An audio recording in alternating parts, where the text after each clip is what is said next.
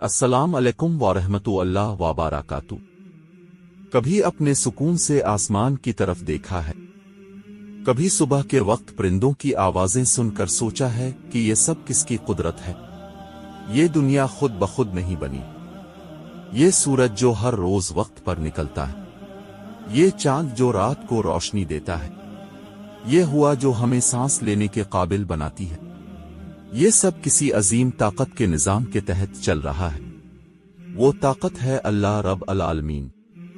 ذرا سوچیں، اگر سورج زمین کے تھوڑا سا قریب آ جائے تو سب کچھ جل جائے، اور اگر تھوڑا سا دور ہو جائے تو زمین برف بن جائے۔ یہ کامل توازن کس نے بنایا؟ پہاڑوں کو دیکھیں، کتنے مضبوط اور اونچے ہیں۔ قرآن میں اللہ فرماتا ہے کہ ہم نے پہاڑوں کو زمین کے لیے میخوں کی طرح بنایا تاکہ زمین ہل نہ جائے۔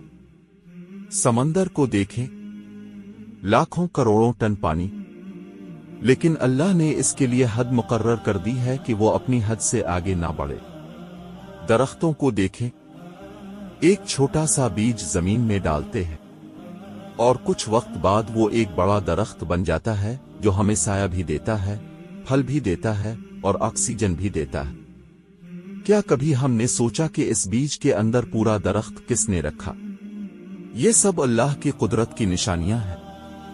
افسوس کی بات یہ ہے کہ ہم روزانہ ان نشانیوں کو دیکھتے ہیں لیکن ان پر غور نہیں کرتے۔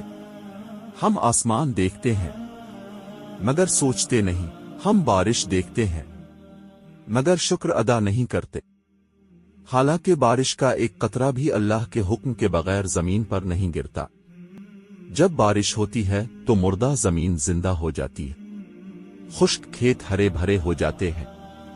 یہ ہمیں یاد دلاتا ہے کہ جس طرح اللہ مردہ زمین کو زندہ کر دیتا ہے، اسی طرح وہ قیامت کے دن انسانوں کو بھی دوبارہ زندہ کرے گا۔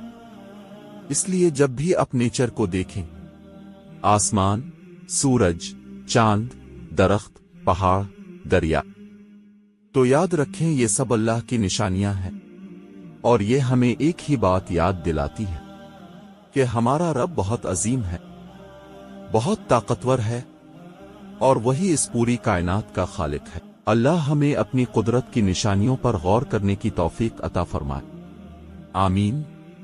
والسلام علیکم ورحمۃ اللہ وبرکاتہ۔